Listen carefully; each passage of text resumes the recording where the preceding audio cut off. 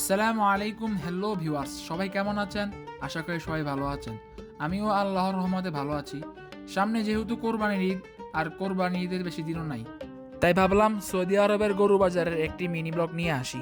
তো যেই বাবা সেই কাজ, আজকে আমরা চলে এসেছি সৌদি আরবের হাইল শহরের মাদায়েন নামক একটি জায়গায়।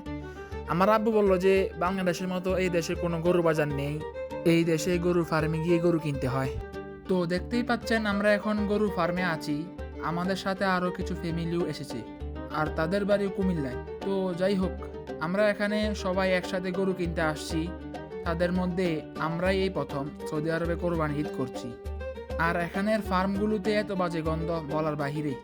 আমি এখানে আরেকটা জিনিস লক্ষ্য করলাম, এই দেশে গরুগুলো বাংলাদেশের মতো বেঁধে রাখে নাই। বাংলাদেশে তো গরু বাজারে হোক, গরু ফার্মে হোক, গরুগুলো বেঁধে রাখে। আপনাদের কাছে এই সিস্টেমটা কেমন লাগলো অবশ্যই কমেন্ট করে জানাবেন। তো এই ফার্মের গরুগুলা অনেক সুন্দর ছিল, লাল, কালো, সাদা রঙের গরু। এখানে লোকদের সাথে কথা বলার পর এখন আমরা চলে আসলাম আরেকটি ফার্মে। তো দেখতেই পাচ্ছেন এই ফার্মে শুধু গাভীই রয়েছে।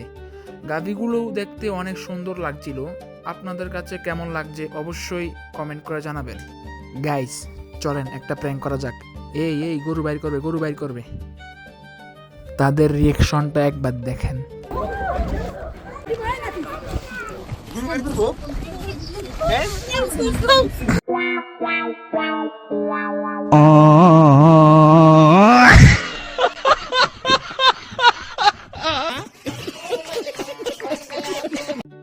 তো যাই হোক, আজকে সৌদি আরবের গরুর ফার্মে এসে অন্যরকম এক্সপিরিয়েন্স হলো। আপনাদের কাছে সৌদি আরবের গরুর ফার্মগুলো কেমন লাগছে অবশ্যই কমেন্ট করে জানাবেন। আমরা এখন গরুর ফার্ম থেকে বাসায় চলে আসব। গাইস দেখেন, এখানে তারা এই পশুগুলোর জন্য ঘাসের স্তূপ বানিয়ে রেখেছে। এগুলা দেখে আপনাদের কি মনে হলো অবশ্যই কমেন্ট করে জানাবেন। এই ভিডিওটি দেখার জন্য ধন্যবাদ। এরকম আরও ইন্টারেস্টিং ভিডিও পেতে লাইক, কমেন্ট, শেয়ার এবং সাবস্ক্রাইব করে পাশে থাকবেন। ধন্যবাদ।